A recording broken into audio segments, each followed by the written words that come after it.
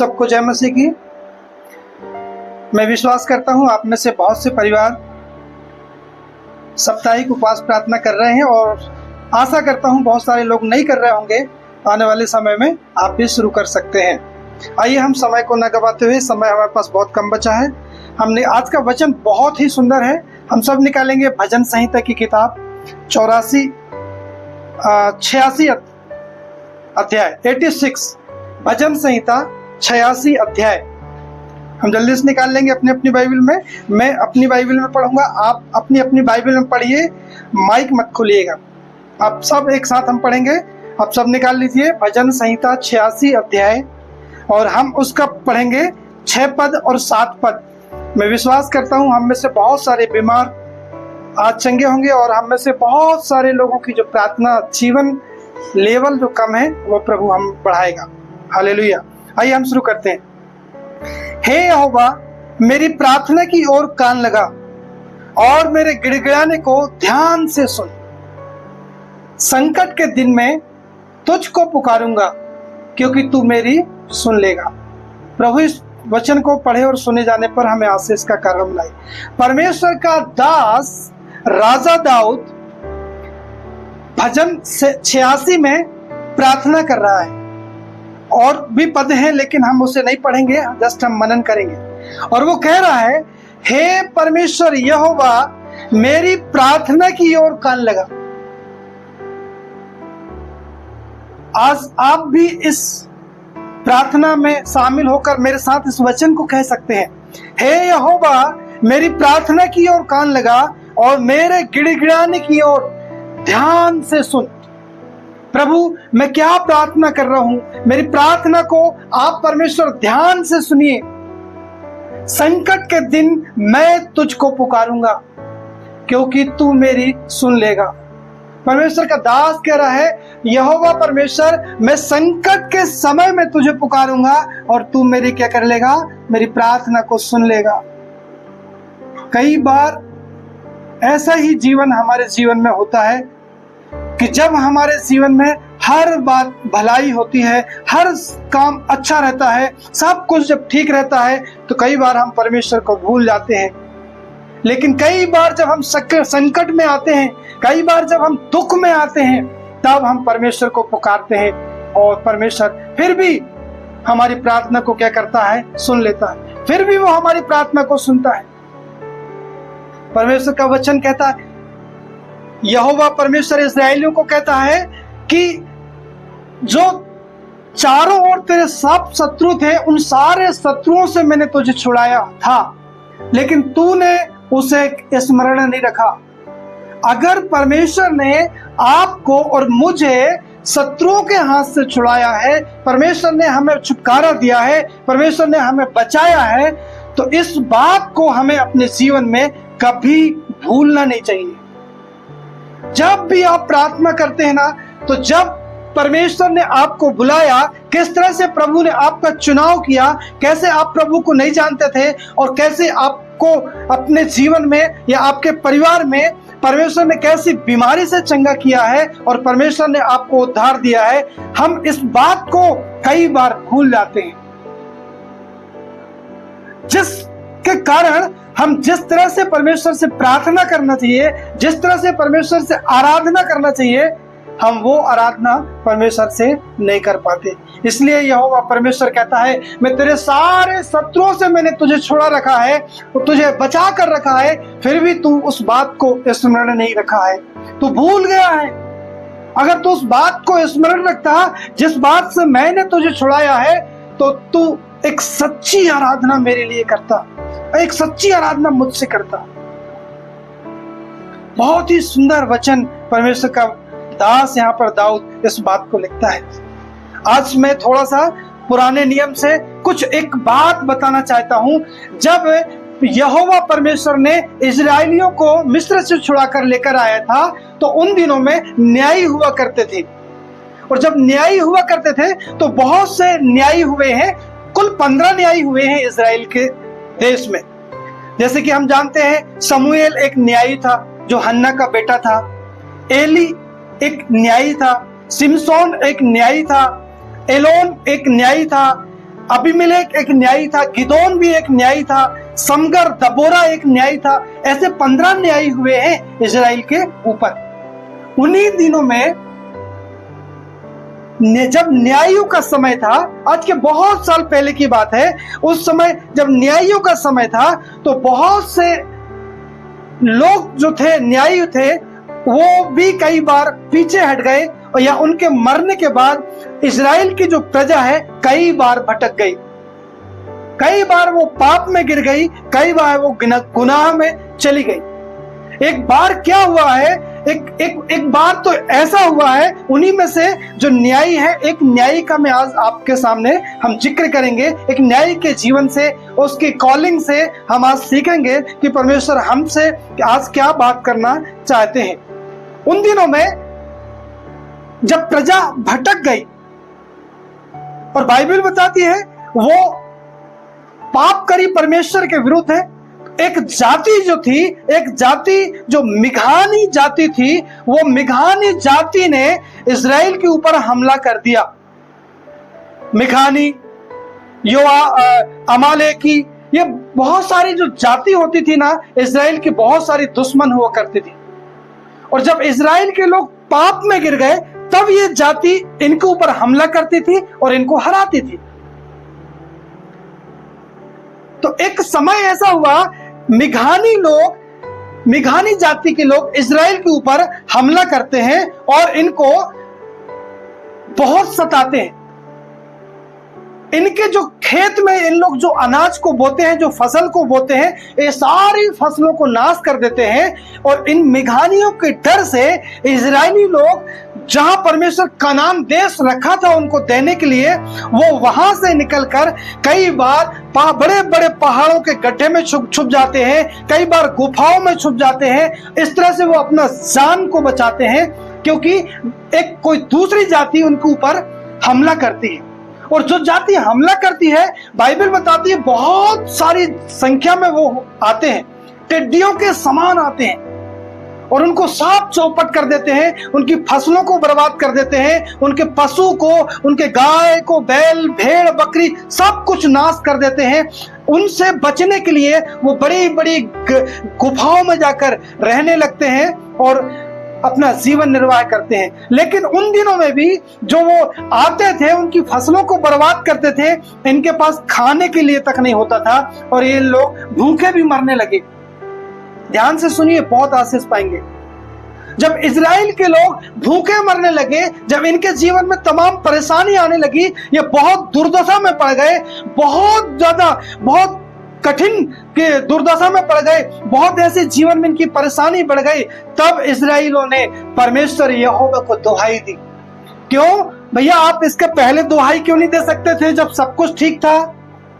नहीं, कई लोग हम में से होते हैं, जब हम अच्छे भले होते हैं हम परमेश्वर को पुकारते नहीं है, हम परमेश्वर को भूल जाते हैं, क्योंकि हमारे जीवन में सब कुछ अच्छा चल रहा है। लेकिन जब दुख आता है, जब संकट आता है, जब परेशानी आती है, तब हम परमेश्वर यहोवा को पुकारते हैं। और बाइबल बताती है इजराइल के लोगों ने मिघानियों के कारण जब बड़ी दुर्दशा में पड़ गए तो उन्होंने यहोवा परमेश्वर को दुहाई दी और कहा, हे परमेश्वर यहोवा, तू हमें इस जाति के पाप से, इस जाति के जो विपत्ति आ रही है, इस विपत्तियों से तू हमें छुड़ा ले। और परमेश्वर ने इजराइल की विनती को सुना और एक नबी इजराइल के ऊपर परमेश्वर ने भेजा।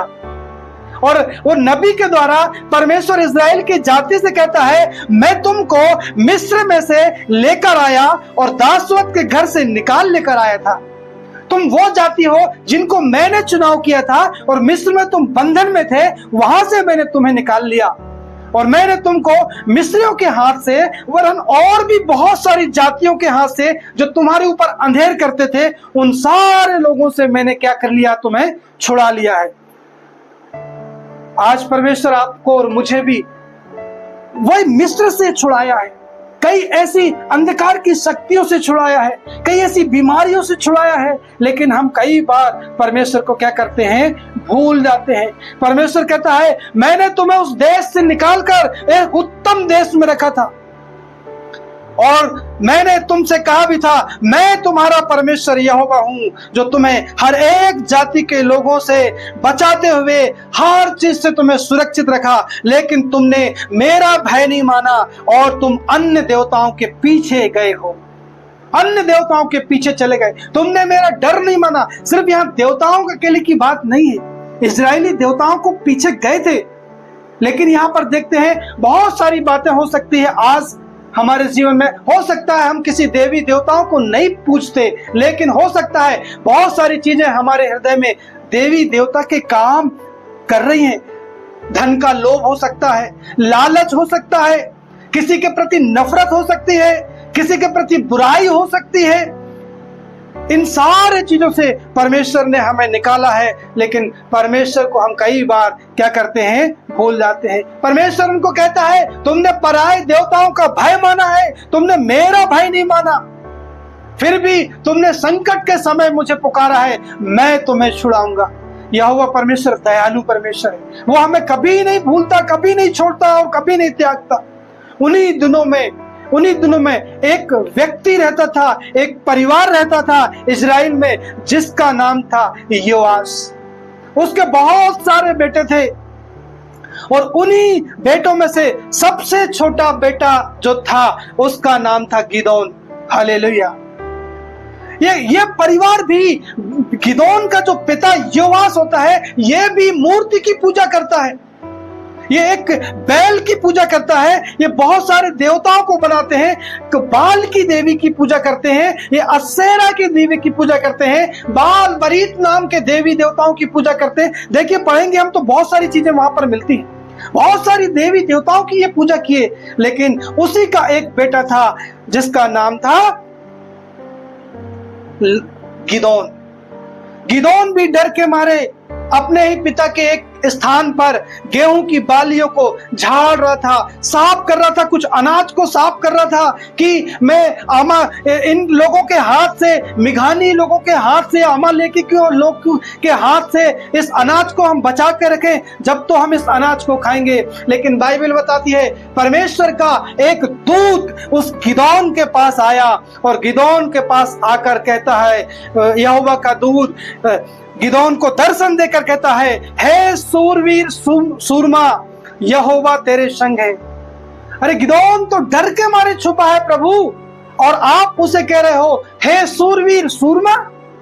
वो तो डर गया है, वो घबरा गया है, वो अपनी जान बचाने के लिए छुपा है और कुछ अनाज वहां पर बटोर कर रख रहा है। जो लोग अपने आप को कमजोर समझते हैं ना, जो लोग अपने आप को नम्र और दीन बनाते हैं, परमेश्वर ऐसे ही लोगों को उठाता है, ऐसे ही लोगों को उठाता है। बहुत साल पहले जब मैं प्रभु को नहीं जानता था मेरे भाई बहन, मैं जब स्कूल में भी पढ़ता था, मैं स्कूल के मंच में कई बार 26 जनवरी 15 अगस्त होते थे, मैं उनके सामने बोल नहीं पाता था, मैं डरता था, मेरे हाथ पैर कांपते थे। लेकिन एक समय ऐसा आया जब मैंने प्रभु को ग्रहण किया, अपने ही मेरे रिश्तेदारों ने, मेरे परिवारों ने बताया और मैंने कहा, प्रभु अगर तू परमेश्वर है तो मुझे चंगा कर। और परमेश्वर ने मुझे एक समय मुझे चंगाई दिया और उसने मेरा भी चुनाव किया। मैं भी एक डरपोक व्यक्ति था, परमेश्वर को नहीं जानता था, नहीं मानता था, लेकिन परमेश्वर ने भी मुझे क्या किया, चुनाव किया। बिल्कुल यहाँ पर देखेंगे हम गिदोन के जीवन में परमेश्वर का दूत दर्शन देता है और कहता है, सूरवीर सूरमा, यहोवा तेरे संग है, परमेश्वर तेरे संग है। गिदोन कहता है, अरे तू कौन है? हाँ, हम तो सुने थे, हमारे पुरखा हमें बोलते थे कि हमारे पुरखा बताते थे कि यहोवा परमेश्वर है जो हमारे पूर्वजों को बंधुआई से लेकर आया है। तब बहुत सारी वो दूत के द्वारा गिदोन वहां पर बात करता है और यहोवा का दूत कहता है, मैं तुझे इजराइलियों को छुड़ाने के लिए मैं तेरा चुनाव कर रहा हूं, तू जा और मेरे लोगों को छुड़ा ले उस पाप से। वो जो मिघानी जाति के लोग युद्ध कर रहे हैं, जो लड़ाई कर रहे हैं, आक्रमण कर रहे हैं, उस जाति का तू नाश कर। वो डर जाता है, वो कहता, मैं कहा, मैं तो सबसे छोटी गोत्र का मनुष्य जाति का हूँ, मनुष्य के गोत्र का हूँ, जो कंगाल गोत्र है, सबसे गरीब गोत्र है, और मैं अपने पिता के घराने का सबसे छोटा बेटा भी हूँ। गिदोन यहोवा के दूत को इस तरह कहता है, लेकिन यहोवा ने उसको कहा, निश्चय मैं तेरे संग रहूंगा, इसलिए तू मिघानियों को ऐसा मार लेगा कि जैसे कि तू एक मनुष्य को मारता है। मैं तेरे साथ रहूंगा, तू डर मत। आज परमेश्वर भी आपको और मुझे कहता है, चाहे हमारे जीवन में कितनी बड़ी बीमारियां क्यों ना हो, कितनी बड़ी परेशानियां क्यों ना हो, कितनी बड़ी तकलीफ क्यों ना हो, परमेश्वर हमें कहता है, मैं तेरे साथ हूं, मैं तेरे साथ हूं। यह परेशानी तेरा कुछ नहीं कर पाएगी, यह परेशानी तेरे जीवन से चली जाएगी। और बाइबल बताती है परमेश्वर ने गिदोन को चुनाव कर लिया। एक समय ऐसा आया, गिदोन जाकर परमेश्वर के उसके जो पुत्र थे, उसका जो पिता था, पिता की जो मूर्तियां थी उसको तोड़ डाला, उसको अलग अलग कर दिया। जो उसके पिता ने जो देवी देवताओं की पूजा करते थे उसको सबसे पहले अलग किया, क्योंकि यहोवा परमेश्वर ने उसको कहा था। उसने दर्शन दिया, उसने दर्शन देखा यहोवा के दूत का, और वो क्या कहता है, हे परमेश्वर, मैंने तो परमेश्वर के दूत का दर्शन देख लिया हूं, अब तो मैं शायद मर जाऊंगा, अब मैं नहीं बचूंगा। लेकिन यहोवा परमेश्वर उसको कहता है, तुझे शांति मिले, तू डर मत, तू नहीं मरेगा। तब गिदोन परमेश्वर का नाम रखता है, यहोवा शालोम। यहोवा शालोम है परमेश्वर, यहोवा शांति देने वाला परमेश्वर है। मेरे भाई और बहन, मैं आपको बताना चाहता हूं, परमेश्वर आपको शांति देगा, वो अपनी शांति आपको देगा। और परमेश्वर यहोवा अंततः फाइनल गिदोन को कहता है, तू जा और मेरे लोगों को छुड़ा ले, तू जा, निश्चय तू उन टिड्डियों के समान ही क्यों नहीं है, वो इतने दल के बंधे क्यों नहीं है, लेकिन तू उनको ऐसा मारेगा जैसे एक मनुष्य को तू मार रहा है। और बाइबल बताती है गिदोन परमेश्वर की आज्ञा को मानकर, आज्ञा को सुनकर, और गिदोन कहता है, हे यहोवा परमेश्वर, आप मुझे बुला रहे हैं, आप मुझे सेवा में बुला रहे हैं, इसका कोई मुझे चिन्ह बता। आज कई बार कई लोगों को जीवन में परमेश्वर हमें बुलाहट देता है, लेकिन जब परमेश्वर बुलाहट देता है, कई बार हमारे जीवन में हमारे मन की बातें भी होती है। एक समय पहले मैं अपने जीवन से बताना चाहता हूँ, लॉकडाउन के समय की बात है। हम लगभग 21-22 लोग होते थे और यहाँ पर कोई सेवक नहीं थे हमारे पास। मैं ही हम बस संडे को, रविवार को मिलते, प्रार्थना करते और वचन को शेयर करते। एक समय आया, परमेश्वर ने मुझे स्वप्न में आया और कहा, बेटा तू मेरी सेवा कर, तू परमेश्वर का वचन को प्रचार कर। मैं सुबह उठा और वो सुबह रविवार की सुबह थी, शनिवार को ये सब सपना मुझे आया था। मैंने अपने कलीसिया में लोगों को कहा, मुझे आज एक दर्शन देखा हूं, मैंने आज एक सपना देखा हूं, परमेश्वर ने कहा कि तू मेरे वचन का प्रचार कर। मैंने लोगों को चला, मैंने कहा, मैं सिर्फ, हो सकता है मेरी मन की बात है, ये हो सकता है मैंने अपने मन में सोचा, शायद इसलिए सपने आया होगा। मैंने कलीसिया में कहा, लोगों को कहा, मैंने कहा, प्रभु अगर ये आपकी तरफ से है तो आप परमेश्वर होने दे कि इस झुंड में, इस कलीसिया में और 3 लोगों को ऐसा ही दर्शन आए जैसा दर्शन मुझे आया है। और सचमुच में एक सप्ताह नहीं बीते थे, आने वाले रविवार को परमेश्वर ने हमारी ही कलीसिया में 3 लोगों को सेम टू सेम दर्शन दिया और कहा, हाँ, उनके द्वारा मुझे बताया गया, उन्होंने मुझे बताया कि हाँ भैया, हमने देखा इस दर्शन को कि आप प्रभु का वचन सेवा कर रहे हैं। बिल्कुल गिदोन परमेश्वर को कहता है, परमेश्वर अगर तुम मेरा चुनाव कर रहा है, अगर तुम मुझे सेवा के लिए बुला रहा है, तो वो कुछ रूई को इकट्ठी करता है और बाहर रख देता है, घर के बाहर, और कहता है, आज की रात यहोवा परमेश्वर अगर ये बात का तू साक्षी दे, अगर तू मेरा चुनाव करता है तो आज की रात में जो ओस गिरेगी वो सिर्फ रूई पर गिरेगी और जमीन पर न गिरेगी। और बाइबल बताती है, जब सुबह उठकर वो देखा और रूई को इकट्ठी किया और रूई को जब निचोड़ा तो लगभग 1 कटोरा पानी उसमें से निकला। फिर भी वो संतुष्ट नहीं होता। गिदोन फिर भी कहता है, हे यहोवा परमेश्वर, एक बार और मैं आपको परखता हूं, अगर मेरी बुलाहट है, अगर आप मेरे द्वारा इस्राएल को शत्रु के हाथ से छुड़ाएंगे तो एक बार फिर से ये रूई को मैं बाहर रखता हूं। इस बार रूई पर ओस ना पड़े, पर कहां पर, बाकी की सब जमीनों पर ओस पड़े। और वचन बताता है, पवित्र शास्त्र कलाम कहता है, रूई भीगी नहीं हुई, रूई गीली नहीं हुई, लेकिन पूरी जमीन गीली हो गई। ये हमारा परमेश्वर है। जब परमेश्वर किसी का चुनाव करेगा तो एक बाइबल कहती है ना, जहां 2 या 3 गवाहों के कारण वो बात पक्की मानी जाती है। मेरे भाई और बहन, परमेश्वर जब हमें बुलाएगा तो परमेश्वर अपनी बुलाहट हमारे जीवन में देगा। हम सब प्रभु के सेवा के लिए बुलाए गए हैं, प्रभु के लोगों के लिए प्रार्थना करने के लिए बुलाए गए हैं। कोई वचन के लिए बुलाया गया है, कोई प्रार्थना करने के लिए बुलाया, कोई अपने परिवार के उद्धार के लिए बुलाया गया है। आप अपनी सेवा को, हमें अपनी सेवा को, अपनी बुलाहट को पहचानना है।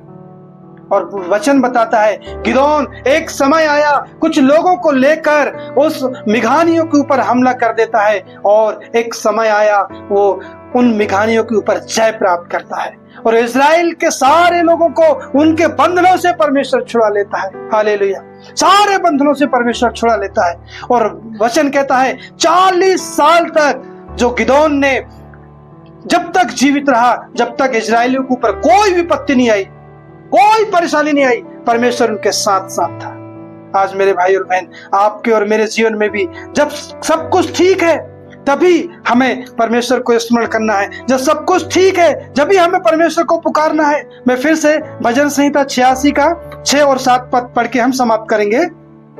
हे यहोवा, मेरी प्रार्थना की ओर कान लगा और मेरे गिड़गिड़ाने को ध्यान से सुन। संकट के दिन मैं तुझको पुकारूंगा, क्योंकि तू मेरी सुन लेगा। जब परमेश्वर के लोगों ने यहोवा परमेश्वर को संकट के समय में पुकारा है, परमेश्वर ने उनकी प्रार्थना को सुन लिया है। परमेश्वर ने उनको उस हर एक बंधन से परमेश्वर ने छुड़ा लिया है। मेरे भाई और बहन, मैं कहना चाहता हूँ, आज हमारे जीवन में भी अगर कुछ समस्याएं हैं, परेशानियां हैं, कठिनाइयां हैं, आज हमें पुकारने की आवश्यकता है। परमेश्वर जरूर हमें उन संकटों से, उन बीमारी से, परमेश्वर यहोवा हमारा छुड़ाने वाला परमेश्वर, वो युगान युग एक सा परमेश्वर है। प्रभु इन वचनों के द्वारा आप सबको आशीष का कारण बनाए।